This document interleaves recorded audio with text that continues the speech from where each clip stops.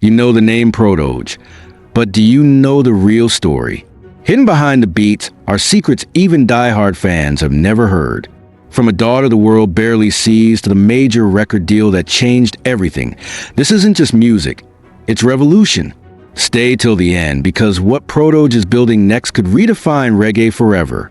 In the cool hills of St. Elizabeth, Jamaica, where the wind whispers age-old tales through the rustling cane fields, a child named Oya Ken Olivier was born on the 14th of June, 1981. To the world, he would later be known as Protoje, but long before the chants and rhythms, long before the lights dimmed and curtains rose to reggae thunder, he was just a quiet boy sketching music from the silence around him. In his blood ran the fire of musical royalty.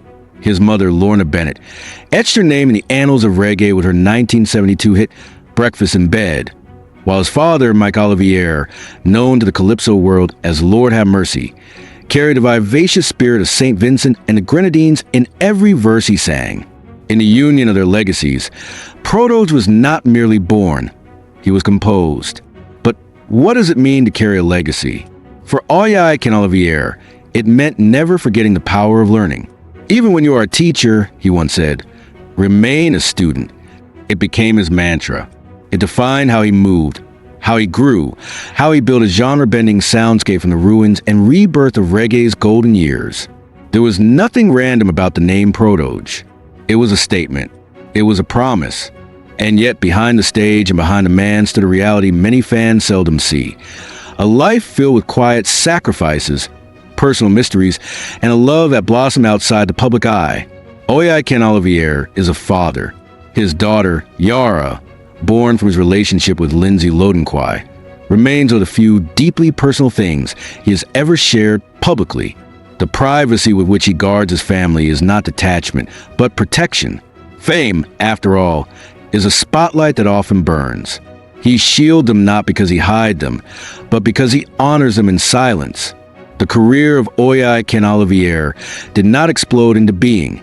It was built brick by brick, with the patience of a man more concerned with legacy than likes. In 2005, he released his first mixtape, Lyrical Overdose Volume 1, a collection of hip-hop-laced confessionals that hinted at the philosophical spirit behind the artist. While it caught local attention, it wasn't until the collaborations with Busy Signal and later the foundational work with his cousin Don Corleone, born Donovan Bennett, a producer of rare talent, that the scaffolding for greatness began to rise. And then came the 7-year itch, Protoje's debut album, a poetic declaration, released on January 25, 2011, that featured Argument's 2009, a track that didn't just resonate in Jamaica, it roared. It wasn't just music, it was prophecy stitched in verse. The album gave voice to a generation disillusioned by politics, disconnected from their roots, and desperately searching for something authentic. When Rasta Love featuring Kaimani Marley dropped, it was as though the spirit of his ancestors gripped the microphone. The world noticed, and Protoje kept moving. 2 years later, the 8-year affair solidified his position as a spiritual anchor in modern reggae. With Kingston Be Wise, a haunting call for consciousness amidst chaos, he sparked a movement.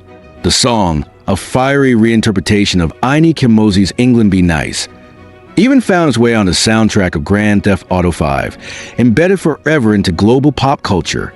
That track did not merely stream. It stormed through speakers and revolutionized its international identity. But fame is a double-edged rhythm.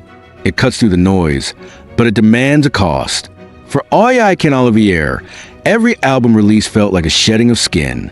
With Ancient Future, which was finally released in March 2015, he did not chase trends, he anchored truths. Produced by Philip Winter James, and including the transcendent single Who Knows featuring Chronix, the album married past and present with delicate precision. It did not merely chart, it climbed into people's hearts. What makes Protoje's music timeless is that it refuses to flatter.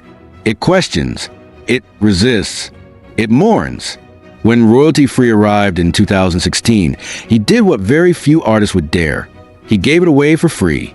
Because for him, music has never been a transaction. It is liberation.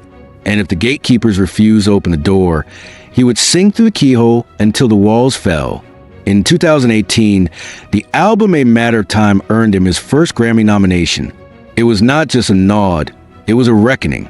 The Academy had no choice but to acknowledge that a new vanguard of reggae was rising, and Oyaken Olivier stood at its front lines, not as a soldier, but as a prophet.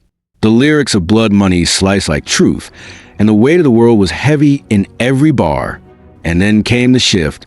On April 13th, 2020, Oyaken Olivier signed a major label deal with RCA Records. But unlike others who would lose themselves in the machine, he engineered his own path, demanding and receiving creative control. Under the umbrella of his Indignation Collective, he did not just raise himself, he lifted others. Artists like Leela James and Savannah flourished under his guidance. He was not just making hits, he was creating homegrown empires. The COVID-19 pandemic swept across the world like a storm, halting tours and silencing venues. But not even silence could still his message.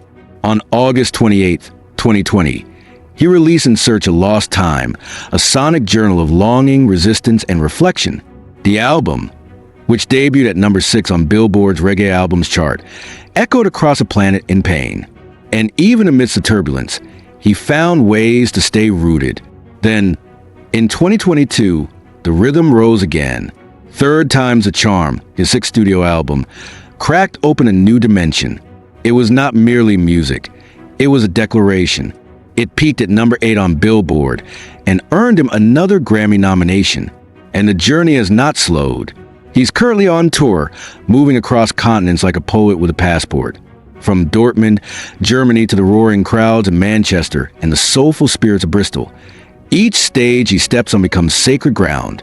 These upcoming shows are not just concerts, they are ceremonies. Behind the scenes, though, Oyaken Olivier lives with intent. His lifestyle is neither exaggerated nor artificial. It is quiet rebellion. Plant-based meals, spiritual routines, philosophical readings. These aren't trends for him. They are part of his rebellion against a world obsessed with consumption. He doesn't just wear culture, he breathes it. He walks with the grace of a man who knows that every footstep is part of a greater journey. The reality of his fatherhood adds another layer to the narrative. Yara, his daughter with Lindsay Lodenquai, is not just a child of an icon.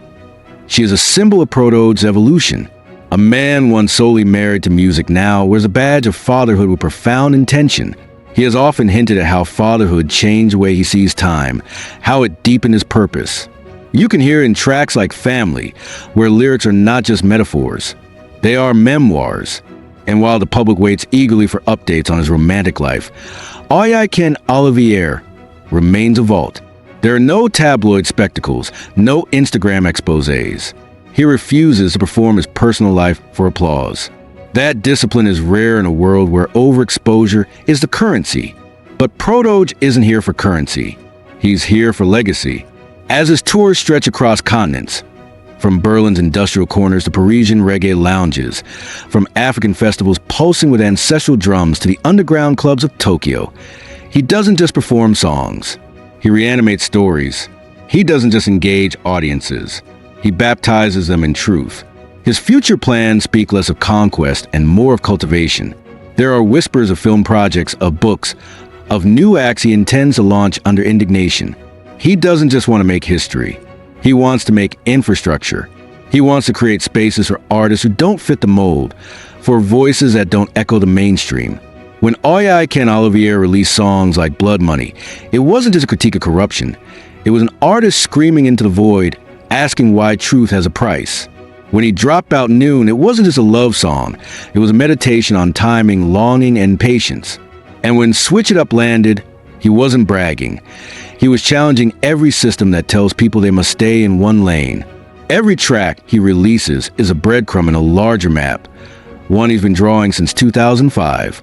And now, nearly 2 decades later, that map is not just a route through music. It's a route through consciousness. The man who once scribbled verses in journals is now writing history in real time.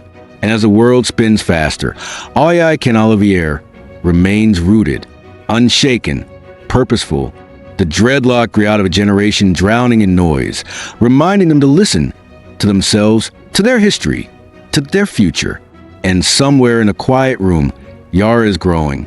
Perhaps one day, she'll understand just how much her father changed the course of reggae, not by screaming the loudest, but by singing the truest. Oye Can Olivier is not done. The fire is still lit. The journey is still unfolding. There are more tours to lead, more artists to lift, more verses to carve into time. And so, the story continues, not in headlines or charts, but in every heart that beats a little steadier when his voice fills the air. Now that you've seen the layers behind Protoje's voice, his fatherhood, his philosophies, and the legacy he's quietly crafting, what part struck you the most? Was it the Grammy nods, the underground empire, or the way he's reshaping reggae without ever selling out? Drop your thoughts in the comments. And if this journey moved you even a little, subscribe now. More truths are coming.